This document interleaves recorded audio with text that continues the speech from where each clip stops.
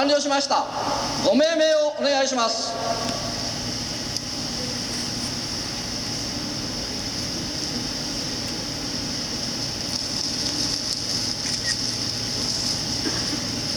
本選のご命名を小笠原海運株式会社代表取締役社長藤江一郎様が行われます。ご命名されますと船名幕が取り外されます。ご注目ください。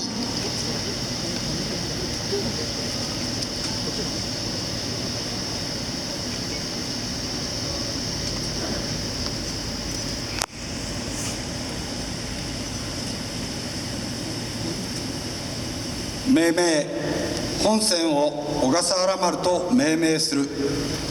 平成28年1月27日、小笠原海運株式会社代表取締役社長藤江一郎。